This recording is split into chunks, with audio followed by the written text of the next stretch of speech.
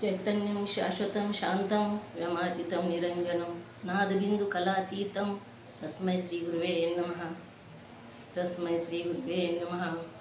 शिवलीला अमृताच्या 5व्या अध्यायाचा सार आपण आज बघणार आहोत. साररूपी जे अर्थ आहे ह्या अध्यायाचा त्याचा व्हिडिओ आज बघणार आहोत. शिवलीला अमृतचा जे प्रदोष व्रतचा महिमा ह्या अध्यायामध्ये सांगितलेला आहे. सूतजी व्यास शिष्य सूतजी हे नैमिषारण्यामध्ये शौनकादिक मुनींना शिवभक्तीचा महिमा सांगत असताना 5व्या अध्यायामध्ये प्रदोष व्रत याचा महिमा सांगितलेला आहे. एकदा सत्यरथ नावाचा राजा होता आणि हा राजा राज्य करत असताना दुसऱ्या शाल्व देशाच्या राजाने अनेक दुसरे राज्य मिळवून ह्याच्या राज्यावर सत्यरथाच्या राज्यावर स्वारी केली आणि त्या युद्धामध्ये सत्यरथ राजा मारला गेला. पूर्वकर्माची गती गहन असल्यामुळं खोल असल्यामुळं सत्यरथ राजा मारला गेला. सत्यरथ राजाची जी पत्नी होती इंदुमती ही गरोदर होती.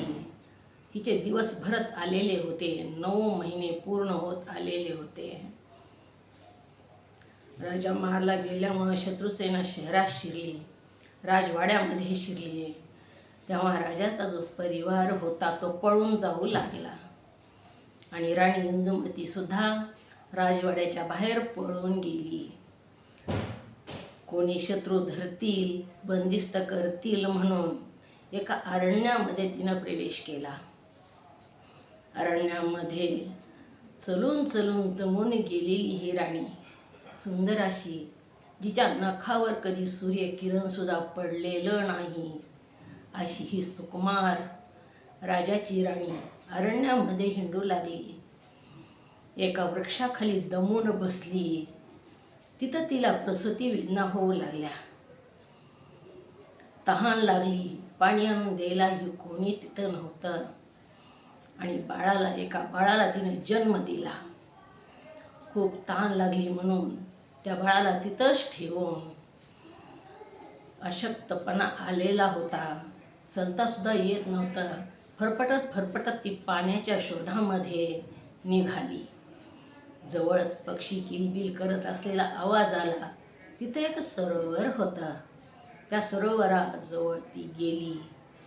तिच्याजवळ काहीच नव्हतं म्हणून तिनं दोन्ही हाताची ओंजळ केली आणि ओंजळीनं त्या सरोवरातलं पाणी पिऊ लागली.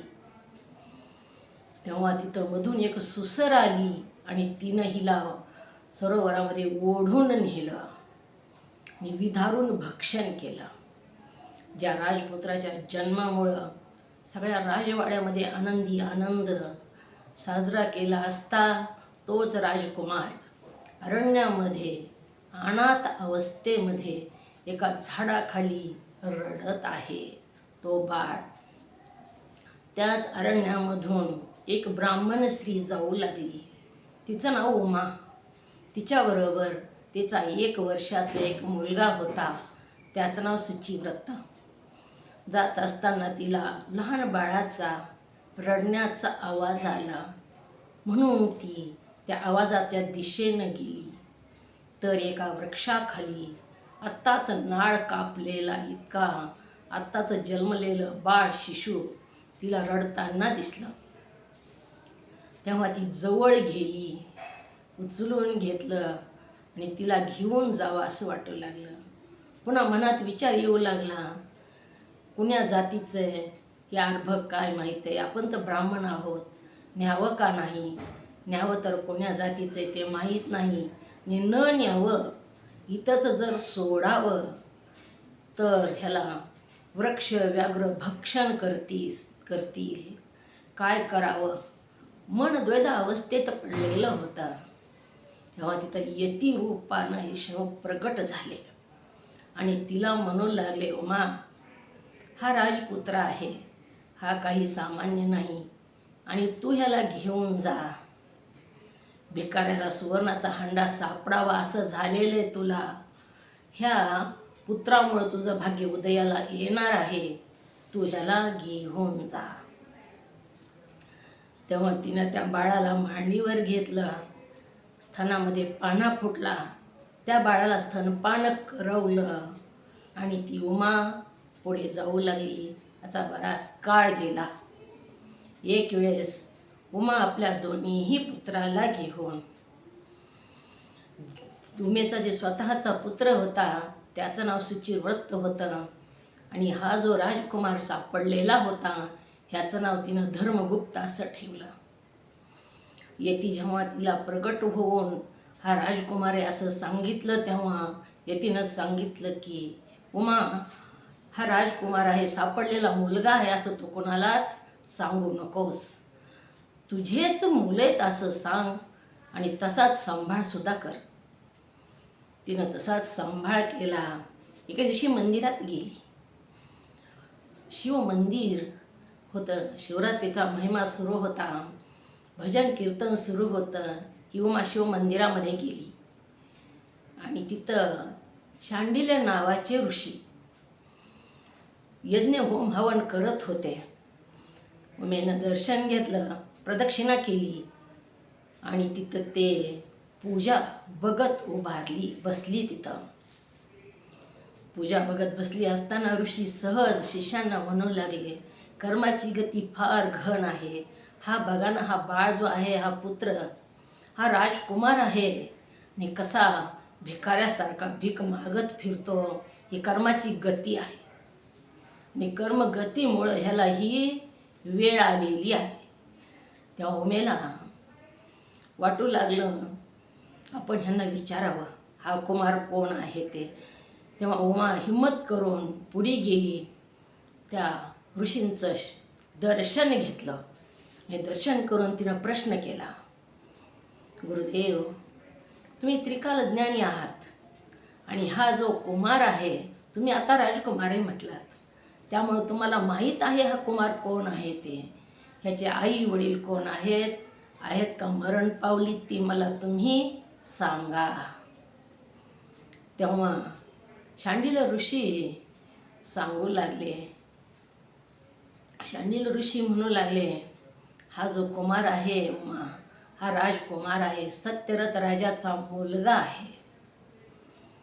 सत्यव्रत राजा जो होता तो पूर्वजन्मीच्या कर्मामुळं तो मरण पावला आणि हा धर्मगुप्त सुद्धा पूर्वजन्मीच्या कर्मामुळंच अनाथ होऊन पडला आणि इंदुमती सुद्धा पूर्वजन्मीच्या कर्मामुळंच सुश्रीनं पाण्यामध्ये ओढून नेली.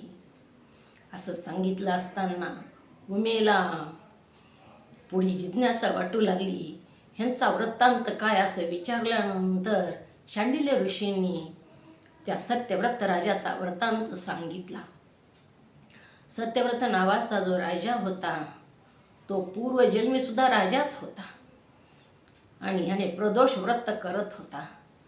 प्रदोष व्रत करत असताना ह्याच्या राजावर दुसरे अनेक राजे एकत्र आले आणि स्वारी केली.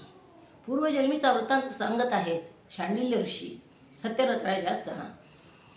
प्रदोष व्रत करत असताना अनेक दुसऱ्या राजाने स्वारी केली आणि ही वार्ता राजाच्या कानावर आली.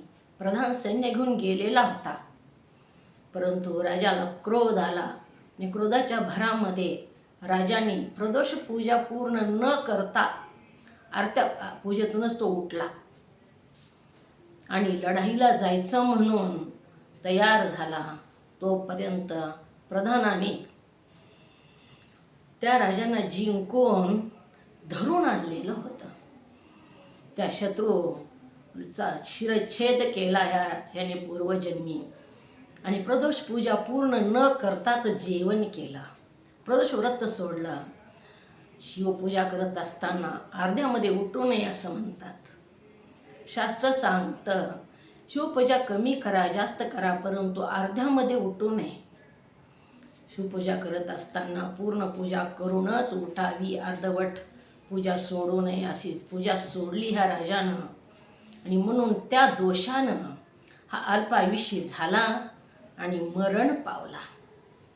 इंदुमती जी होती, ही इंदुमतीसुद्धा पूर्वजन्मी हिनं हिच्या सवतीला मारलेलं होतं. ती सवतच त्या सरोवरामध्ये विवशी झाली, सुसर झाली, आणि पहिल्या जन्मीचा तो दावा साधून तिने हिला ओढून विदारून भक्षण केलं. ही पूर्वकर्माची गती आहे. धर्मगुप्त हा जो राजकुमार होता, धर्मगुप्त, यानेही पूर्वजन्मी काहीच शिवाचं व्रत केलं नाही, शिवाचं नामस्मरण केलं नाही, आला तसा जन्म घालवला. म्हणून हा माता पिता विरहित अनाथ होऊन अरण्यामध्ये पडला. तेव्हा उमेने विचारलं, गुरुदेव, माझा जो मुलगा आहे सुचिरव्रत, याचा काय दोष आहे? हा दारिद्र्य का झाला? तेव्हा शांडिल्य ऋषी सांगू लागले, तुझा सुद्धा मुलगा जो सुचिरव्रत आहे, याने पूर्वजन्मी अनेक जणांकडून दान घेतले. अनेक लोक दान धर्म करायचे, ह्यांनी घेतले आणि ह्यांनी मात्र कुणाला काहीच दान केलं नाही, आणि त्यामुळं हा दारिद्र्य झाला. दान आपण दुसऱ्याचं दान घेतो, पण त्यानं कमावलेला धनसुद्धा पापानं जर कमावलेला असेल तर आपल्यावर सुद्धा ते परिणाम करतं. म्हणून त्याच्यातलं थोडंसं धन धर्म कार्यासाठी जर खर्च झालं तर त्याचा दोष निघून जातो. अशा प्रकारे पूर्वजन्मीचा वृत्तांत शांडिल्य ऋषींनी उमेला सांगितलेला आहे. कर्माची गती घन आहे. कर्म असं आहे बघा, कर्म कधी कुणालाच सोडत नाही.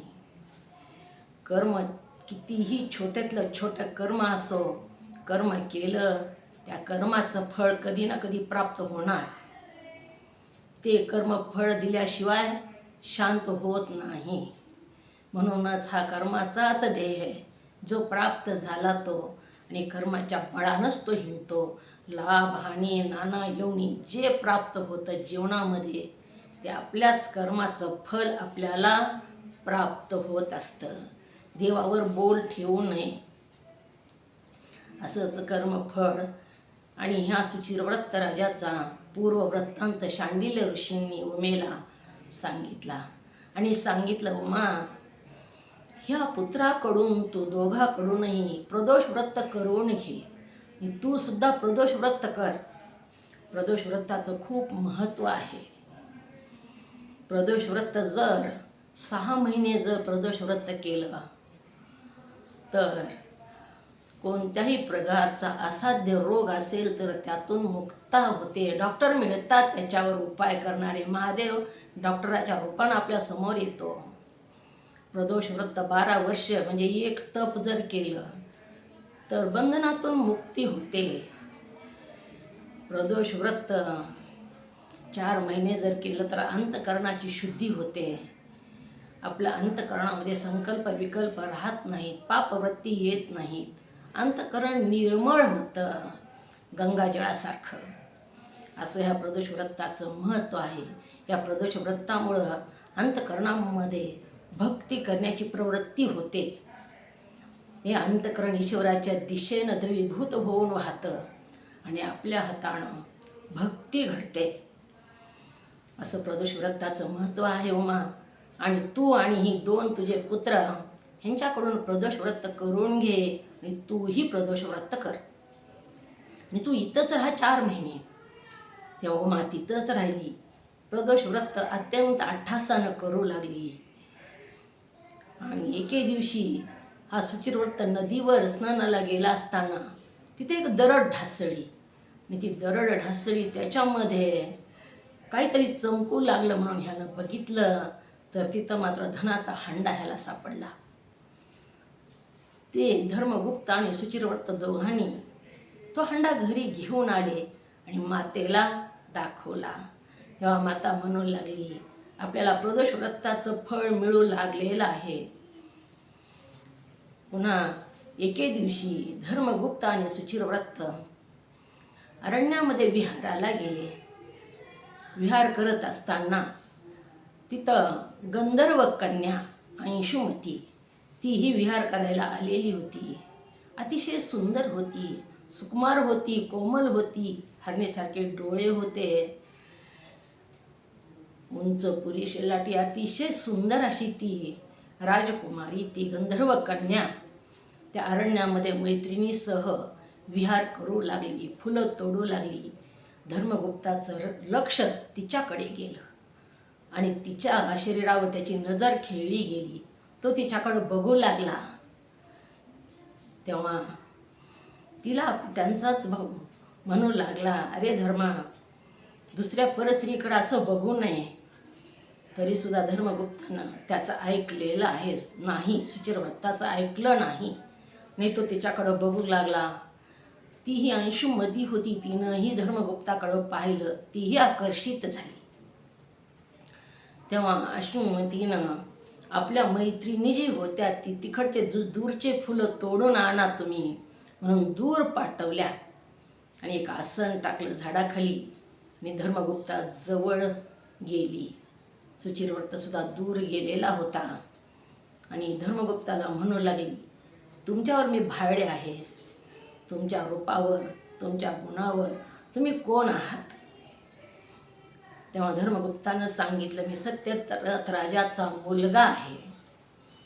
तेव्हा तिला अतिशय आनंद झाला आणि तिने आपल्या गळ्यातला जो रत्नाचा हार होता अतिशय किमतीचा तो त्याच्या गळ्यामध्ये घातला आणि त्याला सांगितलं, मी तुम्हाला आज वरलं आहे, मी तुमची पत्नी होणार आहे, पतीच्या रूपामध्ये मी तुमचा स्वीकार केलेला आहे. म्हणून तिनं धर्मगुप्ताचे पाय धरले, पाया पडली.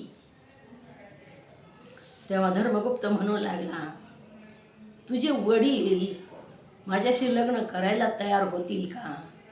मी सत्यरथ राजाचा मुलगा आहे, पण मी राज्यभ्रष्ट आहे. सध्या माझ्याकडं राज्य नाही आणि माझे आई वडीलसुद्धा मला नाहीत, मी अनाथ आहे. तेव्हा अंशुमती म्हणाली, त्याचा विचार तुम्ही करू नका, त्याचं मी बघल. आजपासून 3ऱ्या दिवशी तुम्ही याच ठिकाणी इथं सगळेजण लग्नसिद्धी साधावयासाठी या. तुमचे जे आहेत आई भाऊ कोणी जे असतील ते सगळेजण तुम्ही इथं लग्नसिद्धी साधण्याच्या तयारीनेच या. अंशुमती घरी गेली. मी पित्याला सांगितलेलं आहे. अंशुमतीचे जे पिता गंधर्व राज होते त्यांनी एक वेळेस यतीला विचारलेलं होतं शिवपरमात्म्याला, माझी ही सुंदर अशी कन्या मी कुणाला देऊ? तेव्हा त्यांनी सांगितलं, सत्यरथाचा पुत्र याला तुझी सद्गुणी कन्या दे. या अंशुमतीला माहीत होतं आणि ही सत्यरथ राजाचा मुलगाच धर्मगुप्त आहे असं कळाल्यानंतर तिला अतिशय आनंद झाला. राजा आपले दळभार सैन्य सगळं घेऊन 3ऱ्या दिवशी तिथं आला आणि त्या धर्मगुप्त आणि सुचिरव्रत, उमा माता सगळ्यांना अगदी सन्मानानं आपल्या राजवाड्यात नेलं आणि 4 दिवसाचा सोहळा, 5 दिवसाचा लग्न सोहळा पार पाडला. हळदी, देवकार्य, लग्न सगळे कार्यक्रम पार पाडले आणि अंशुमतीला धर्मगुप्ताच्या स्वाधीन केलं. जाताना अनेक आनंद दिलेला आहे. एक शस्त्रसुद्धा अतिशय बलवान असं शस्त्र दिलं आणि ह्या धर्मगुप्तानं आपल्या सासऱ्याच्या मदतीनं ज्यांनी सत्यरथाचं राज्य घेतलेलं होतं युद्धामध्ये त्यावर स्वारी करून ते राज्य परत मिळवलं. परत मिळवून आपल्या राज्यामध्ये तो प्रविष्ट झाला. असं हे प्रदोष व्रताचं महत्त्व आहे. अनेक वर्ष या धर्मगुप्तानं राज्य केलं. धनवान राजा झालेला आहे. उमेला राजमातेचं स्थान दिलं आणि राज्य करून, धर्मानं राज्य करून, प्रदोष, शिवरात्री, सोमवार व्रत करून, शिवाचं भजन करून हा कृतार्थ झाला. अनेक वर्ष राज्य करून पुन्हा हा अरण्यामध्ये गेला, तपसाधना केली आणि आत्मसार्थक करून घेतलं, ब्रह्मज्ञान करून घेतलं आणि मोक्षाची प्राप्ती करून घेतली. शिवदूताचं विमान आलं. भगवान शंकराच्या आराधनेनं भगवान शंकराचं विमान आलं आणि यांना मोक्षाची प्राप्ती झाली. असं हे प्रदोष व्रताचं महत्त्व आहे. या कलियुगामध्ये सुद्धा प्रदोष व्रत जर यथाविधी केलं तर कोणतीच अपेक्षा पूर्ण होणार नाही असं नाही, तर प्रत्येक अपेक्षा पूर्ण होते. दुःखाचा नाश होतो, अंतःकरण शुद्ध होतं, निर्मळ होतं, स्थिर होतं, मलिन वृत्ती निघून जातात आणि शिवपरमात्म्याच्या भक्ती करत करत आपणही आयुष्य काटावं असं हे प्रदोष व्रत सांगितलेलं आहे. शिवरात्री व्रत जे आहे ते 14 वर्ष करावं, प्रदोष व्रत 13 वर्ष करावं, सोमवार व्रत 12 वर्ष करावं असा हा नियम सांगितलेला आहे. अशा नियमानं प्रदोष व्रत करून, शिवरात्री व्रत करून, भगवान शंकराची कृपा संपादन करून जीवन कृतार्थ करून घ्यावं असा हा शिवलीला अमृतचा 5वा अध्याय आहे. प्रदोषचं महत्त्व सांगणारा हा अध्याय, पुण्य प्रदान करून देणारा हा अध्याय, 5वा अध्याय आपण बघितला. ओम शांती शांती शांती.